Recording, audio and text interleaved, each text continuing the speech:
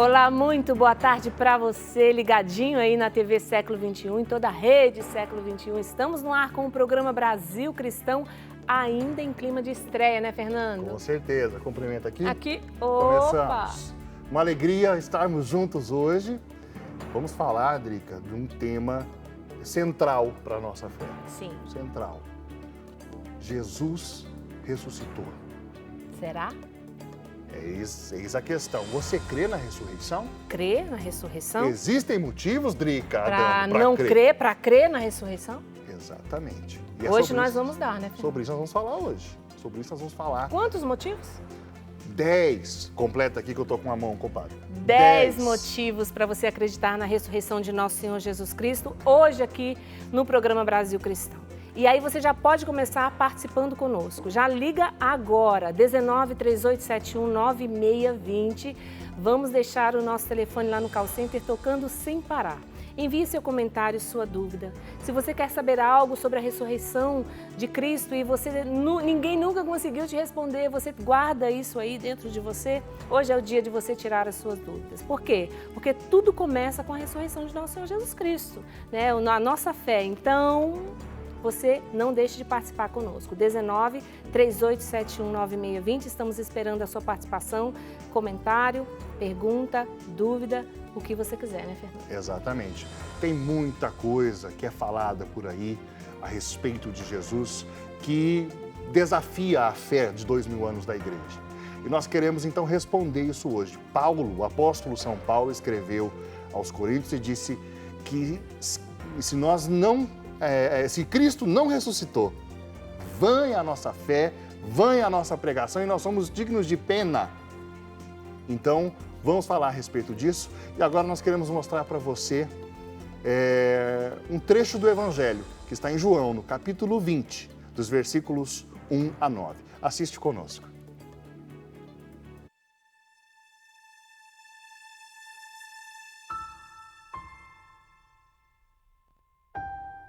No primeiro dia da semana, Maria Madalena foi ao túmulo de Jesus, bem de madrugada.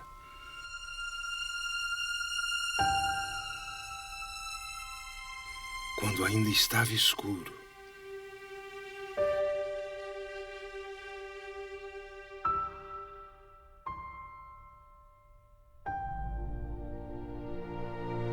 E viu que a pedra tinha sido retirada do túmulo.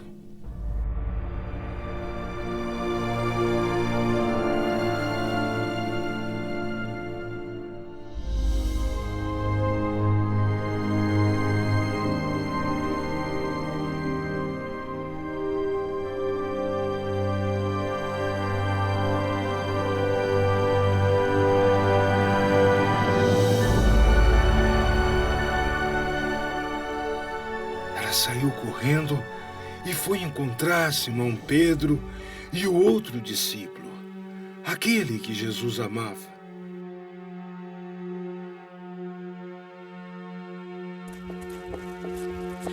E lhes disse: Tiraram o Senhor do túmulo. Não sabemos onde colocaram.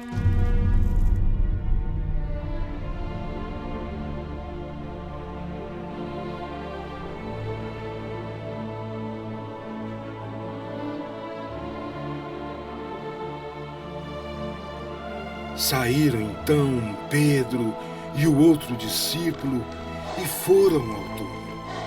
Os dois corriam juntos, mas o outro discípulo correu mais depressa que Pedro e chegou primeiro ao túmulo. Olhando para dentro, viu as faixas de linho, mas não entrou.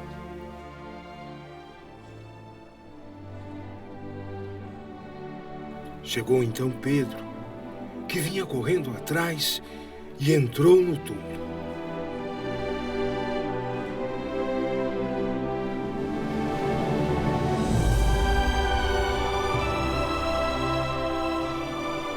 Viu as faixas de linho deitadas.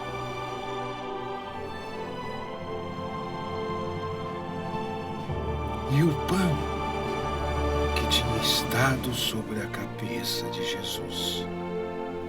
O pano não estava com as faixas, mas enrolado num outro lugar à parte.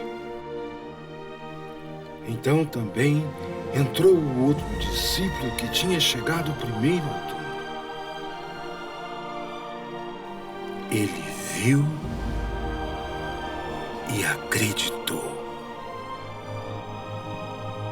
De fato, eles ainda não tinham compreendido a Escritura, segundo a qual ele devia ressuscitar dos mortos.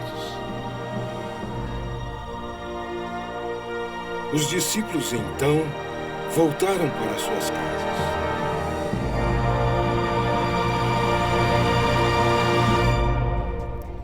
Foi exatamente a partir daquele momento que a igreja começa a nascer. Começa ali, com a ressurreição de nosso Senhor Jesus Cristo. Esse é o tema central da nossa fé, é o momento, é a base da nossa fé. É por isso que estamos aqui anunciando para você que queremos um Brasil cristão. Então participe conosco hoje. Sabe aquele seu parente, aquele seu irmão, seu cunhado, seu tio, que não acredita muito, tem dúvidas e sempre fez perguntas a você? Liga para ele agora, coloca na Rede Século XXI e assiste esse programa. E você acompanha conosco também, se tiver dúvidas, pode participar. 19 3871 9620 é o nosso telefone. Já estamos aqui a postos porque temos um convidado especial aqui sentado conosco, Padre Douglas Pinheiro. Seja muito bem-vindo, né? Obrigado. E muito boa tarde a todos que nos acompanham hoje pela Rede Século XXI. Seria interessante a gente apresentar, porque o padre, você já deve ter visto o padre aqui no programa Eclésio, no programa Louvemos o Senhor, ele já frequenta a casa, mas eu gostaria, no programa Brasil Cristão, que o padre pudesse se apresentar, né? Padre Douglas, fala um pouquinho para a gente a respeito da sua missão, né, da sua diocese. Explica um pouquinho para nós, Dr. Ben. Então, eu sou padre da Diocese de Osasco, né, região metropolitana de São Paulo, né, a oeste de São Paulo.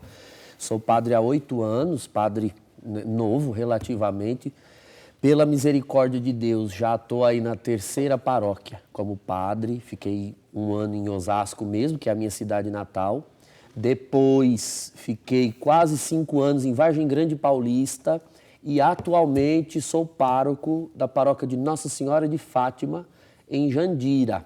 Estou ali há uns 3 anos, vai fazer em julho próximo. Trabalhei aí como professor de teologia durante uns 5 anos, tive que me ausentar das aulas para poder retomar os estudos de mestrado, doutorado, escrever algumas coisas, e os afazeres pastorais também vinham me consumindo um pouco. Mas espero em breve retomar. Estou aí ajudando no Centro de Estudos de Renovação do Espírito, Exato, né, que fundamos há pouco, inclusive com a iniciativa do Padre Eduardo Dalgert, do Fernando e de diversos outros irmãos, pioneiros e protagonistas da renovação carismática. Eu fui batizado no Espírito Santo no ano de 2001, ainda bem antes de pensar em ser padre. Não tinha ainda vocação ao sacerdócio. Na minha adolescência, naquele período de busca que todo adolescente vive, né, pela verdade, por um sentido na vida. Embora eu tivesse sido criado num lar católico, eu vivi uma experiência de profundo afastamento da fé católica e frequentei religiões afro-brasileiras, Umbanda, Candomblé, durante uns 3 anos. Na época, com bastante dedicação, com bastante empenho, eu estive ali. Respeito até hoje todos que estão lá. Tenho amigos que permaneceram lá, pessoas que eu amo grandemente. Mas eu vivi uma experiência com o ressuscitado. Ele apareceu na minha vida. E o poder do Espírito Santo me mudou, me transformou. Ontem a irmã Luísa dizia aqui no programa que o Espírito Santo vira Do do avesso. avesso. Exato. Realmente é isso que acontece. A minha vida virou do avesso e quando eu fui batizado no Espírito Santo, fevereiro de 2001, 19 anos, portanto.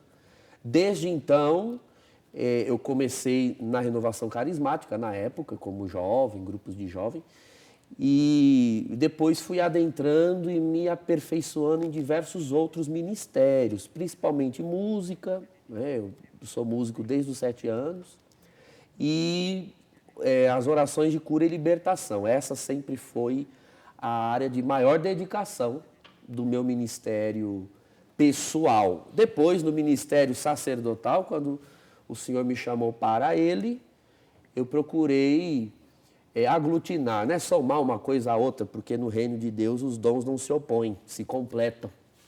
Então, eu tenho me esforçado por servir ao povo de Deus, não só com a cura das almas por meio dos sacramentos, mas também com a cura física, a cura espiritual por meio da oração. E por isso eu escolhi como lema do meu ministério Lucas 12:49, é o versículo que está cravado no meu cálice. Eu vim lançar fogo sobre a terra. Isso aí. Literalmente. Coisa linda. Literalmente só o fogo do Espírito Santo, né? Que nós queremos lançar. E é com esse sotaque aqui, gostoso, que você está ouvindo aí em casa, que o Padre Douglas vai estar conosco todas as terças e sextas-feiras. Na terça-feira você vai acompanhar sempre uma catequese, algum tema da nossa fé, nossa doutrina, enfim. Coisas que vão nos enriquecer, que são necessárias para a gente mergulhar em águas mais profundas e conhecer a beleza da nossa fé, que é maravilhosa. E nas sextas-feiras vamos debater sempre um tema factual, alguma coisa que está acontecendo aí na atualidade, nas notícias do mundo e do Brasil, principalmente, né, Padre? Hoje, de forma especial, vamos falar de 10 motivos. Não são quaisquer motivos, não, né, Fernando? Exatamente. Padre, vamos começar a falar que o nosso tema é bastante denso. São várias razões, mas nós queremos separar 10 razões para que você tenha a fé da igreja a respeito da ressurreição. Tem muita falação por aí, né, Padre Douglas? Exato. A falação, vamos assim dizer, a que o Fernando talvez se refira, são teses que surgiram, pasmemos nós, né? Teses que surgiram do século XX para cá. Em correntes teológicas, nós sabemos, né? Fazendo aqui um voo panorâmico sobre a história, nós sabemos que a modernidade, né? Esse tempo presente que nós vivemos é marcada por um racionalismo, ou seja, tudo tem de estar baseado na razão, mas veja, não é uma razão honesta que procura as respostas ao fazer perguntas. Não, uma razão impositiva, uma razão científica. É essa a atmosfera da atualidade. E ali pelo século XX surgiram alguns teólogos, veja, heresias surgem dentro do cristianismo, né? Os problemas mais severos a se enfrentar pelos cristãos surgem dentro da própria igreja. Então, dentre alguns teólogos cristãos, surgiu uma tese, por parte de teólogos alemães, sobretudo, que dizia o seguinte: olha, muito do que está nos evangelhos tem uma característica mitológica, uma roupa mitológica. Essa coisa de ressuscitar dos mortos, essa coisa de alguém ter multiplicado pães, andado em cima da água, transformado água em vinho. Olha, tudo isso é mítico, né? Exatamente. É coisa demais para você acreditar que tenha sido fato histórico. E aí esses teólogos diziam, olha, um deles, o Rudolf Bultmann, diz, abre aspas, é impossível ao homem moderno, no tempo do rádio e da TV, né, naquela época, começo do século XX, em tempos de rádio e TV, ainda crer no ressuscitado, que ele dizia. E ele era um teólogo cristão, luterano, não católico, mas nunca houve esse problema com a ressurreição no cristianismo, de modo geral, nem no cristianismo protestante. Então,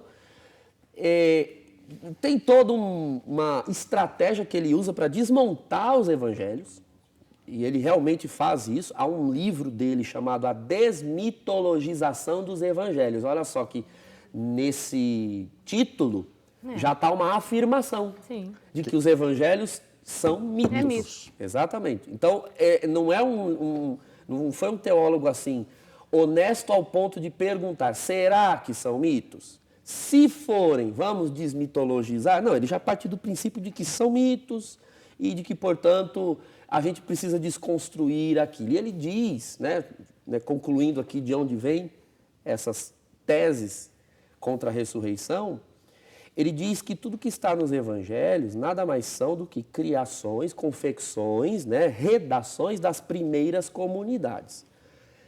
O que é verdade, as primeiras comunidades que redigiram o que está ali. Porém, ele diz que o que eles redigem naquelas páginas não são fatos, mas impressões, experiências. Então, você vive uma experiência, tem uma impressão de algo que aconteceu, e você não escreve exatamente o que aconteceu, mas as impressões interiores que o fato gerou. Então, no caso da ressurreição, por exemplo, qual é a tese dessa teologia? De que provavelmente após a morte de Jesus, então veja como esses teólogos não têm muito critério. Para reconhecer que a morte de Jesus é um fato, eles não têm problema, mas a ressurreição aí já é mito. Então, qual é o critério para determinar o que no texto é mito ou fato? Mas, enfim, ele alega que, de fato, a morte de Jesus aconteceu. Mas, ele diz assim que provavelmente os apóstolos, os primeiros discípulos, pensaram, puxa vida, a mensagem de Jesus, a pregação de Jesus era algo extremamente revolucionário, era algo que enchia os nossos corações, e isso não pode morrer junto com ele. Então, vamos fazer alguma coisa? Então, é como se eles pegassem uns aos outros, se chacoalhassem, jogassem uma água no rosto, batessem na cara e disseram, não, vamos ressuscitar, vamos trazer de novo à tona a mensagem de Cristo, a pregação de Jesus, o testemunho de Jesus. Então, para eles, o que ressuscita é a pessoa de Jesus. Veja, são argumentos muito sutis.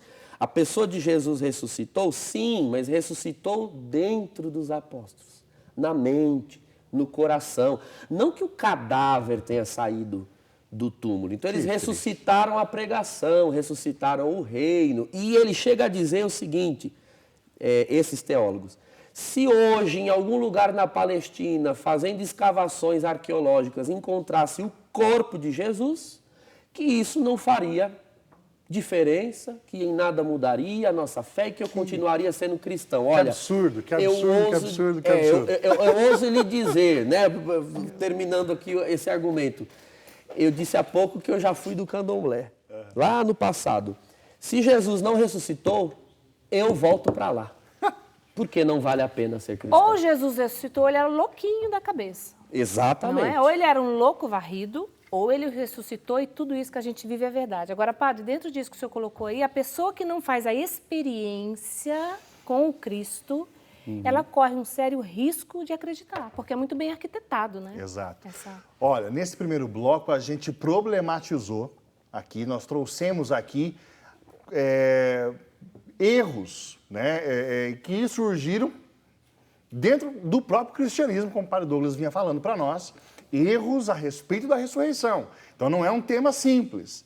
A partir do segundo bloco, nós vamos falar das razões para ter a fé da igreja a respeito da ressurreição. Ressuscitou verdadeiramente, nós estamos cantando isso nas nossas liturgias, é o conteúdo da nossa pregação, é o motivo do nosso amor, e é isso que nós queremos anunciar. Participe conosco, ligue para a gente, deixe as suas perguntas, nós vamos agora para um rápido intervalo e voltamos daqui a pouco no segundo bloco para falar das razões para crer na ressurreição. Até lá.